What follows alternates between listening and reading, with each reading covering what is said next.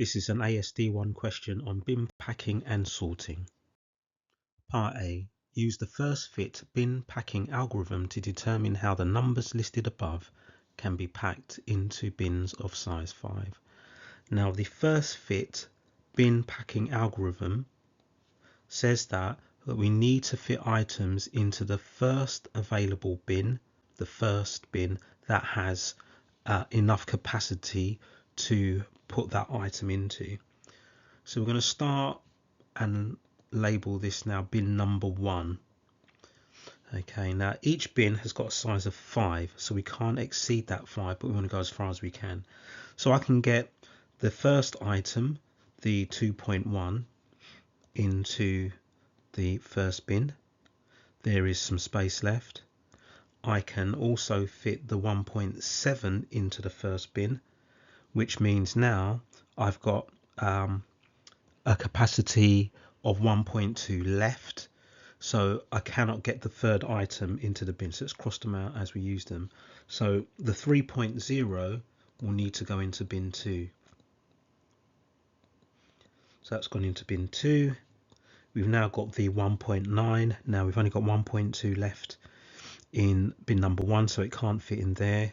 We've got a capacity of 2 in bin number 2, so the 1.9 can go into bin number 2. So I'll put the 1.9 there and then cross it off. Then we've got 3.2. Now 3.2 won't fit into bin 1 or 2, so that's going to have to go into bin number 3. So we'll put the 3.2 in there and then cross it off. Now the next item is 1.2, and that's exactly the space that we have in bin number 1. So we're going to put the 1.2 into bin number 1. That now means that bin number 1 is completely full, so I'll just put a tick here to indicate I can't put any more into this bin. The next item here is 3.3. Now there isn't enough space in the existing bins to get the 3.3, so this has to go into a new bin, bin number 4, and we'll put this 3.3 in and cross that off. The next one is 1.4. Now there isn't enough capacity for it in bin number 2. There is some capacity in bin number 3. We've got a capacity of 1.8 there, so we'll put in the 1.4 into bin number 3 and cross that off. The next item we've got is 1.5. Now 1.5 can only fit into bin number 4, so then we'll cross that off, and that just leaves 0.2. And bin number 3 is the first one that has capacity because we've used up 4.6, so we've got a 0.4 capacity, so yes, we can get the 0.2 in there, and that completes the first fit bin packing algorithm. The list of numbers is now to be sorted into, this is important, descending order. Part B, perform a quick sort on the original list. To obtain the sorted list, you should show the result of each pass and identify your pivots clearly. Okay, so this is my list of values here. I need to find a pivot. Now I've got 1, 2, 3, 4, 5, 6, 7, 8, 9, 10 values. To find the pivot, you take the number of values, you add 1, you divide by 2. If that's not a whole number, you need to round up, so that's the 6th value, because we always want the value, if there's no middle value, the one to the right of the center. So 1, 2, 3, 4, 5, 6, 1.2. So I'll just write at the side, my first pivot here is 1.2. Because I'm doing a sort into descending order, where I have my pivot, any values to the right of the pivot which are larger than the pivot value, we need to pivot over to the left of the pivot, so these are larger ones. And then if I have any values to the right of the pivot which are smaller than the pivot value, then we need to pivot those over to the right hand side. So let's do that. So there are no smaller values than 1.2 to pivot over to the right hand side. However, I've got 3.3, 1.4 and 1.5. They are going to pivot over to the left hand side of 1.2. So my new list is going to look like this. So 2.1, 1.7, 3.0, 1.9, 3.2, and then the 3.3 that I'm pivoting over, the 1.4 and the 1.5.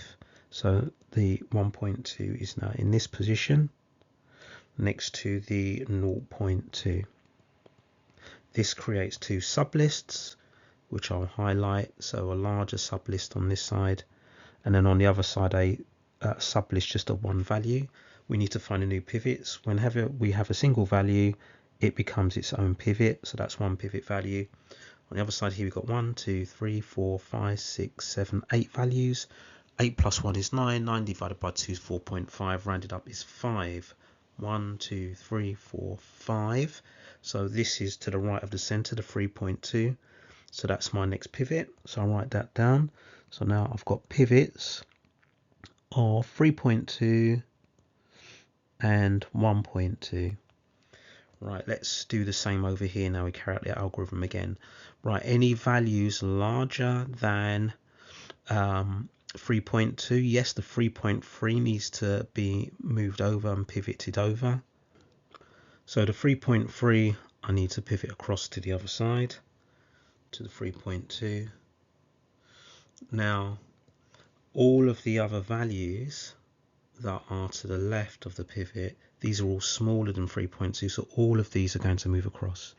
So that's going to be the 2.1, the 1.7, the 3.0, the 1.9, and then the 1.4 and 1.5.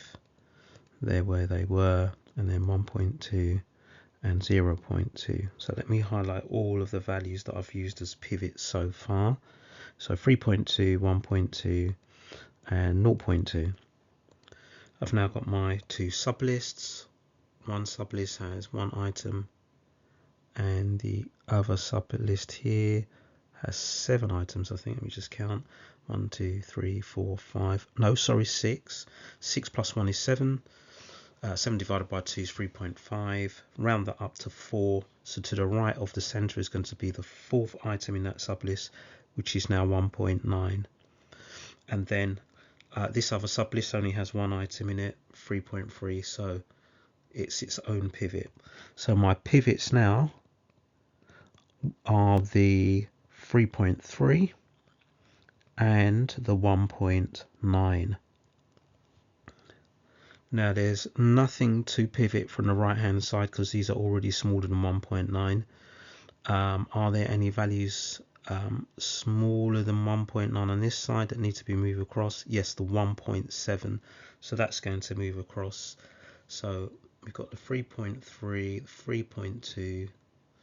Then we're just going to be left with the 2.1 and the 3.0 because the 1.7 will move across.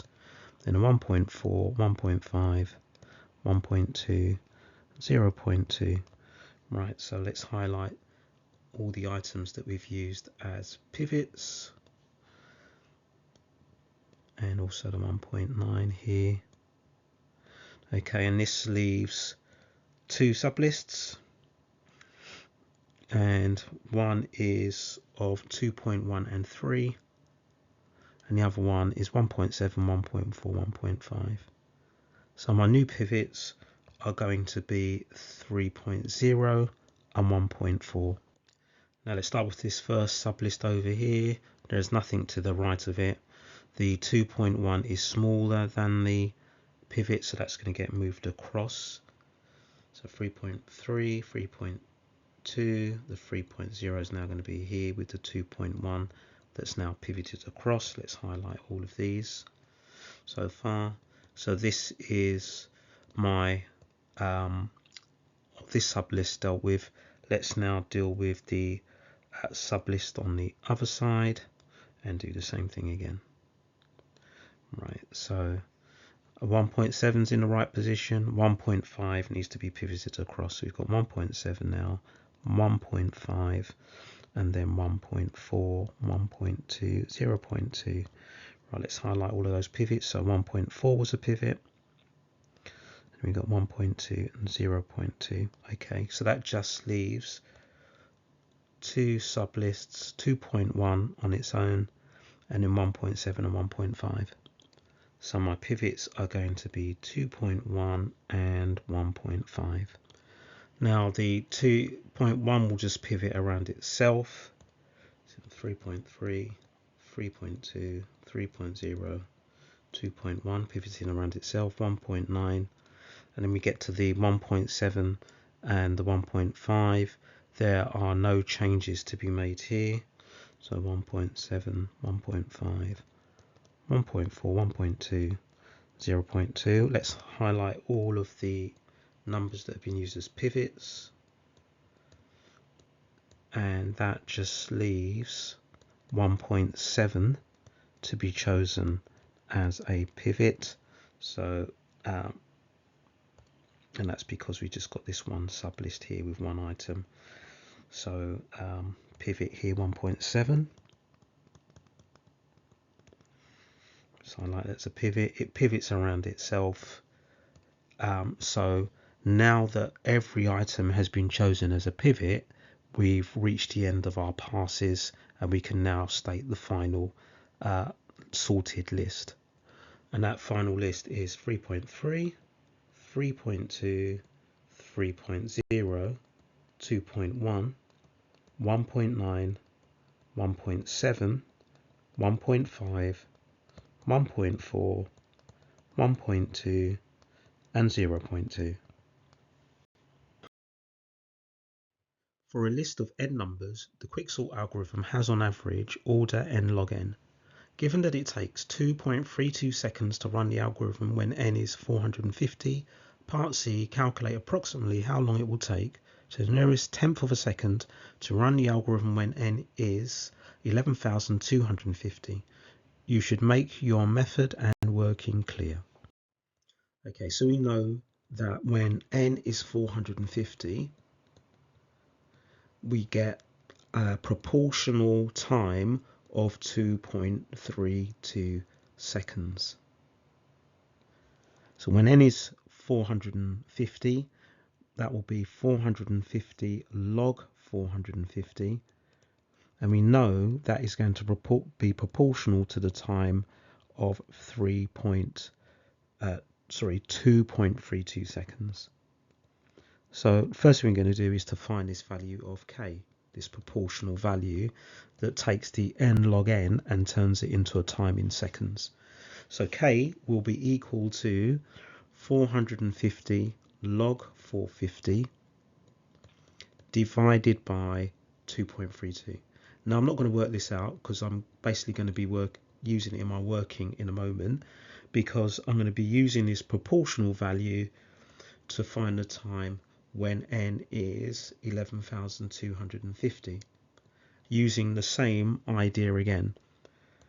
So taking this 11,250 log 11,250,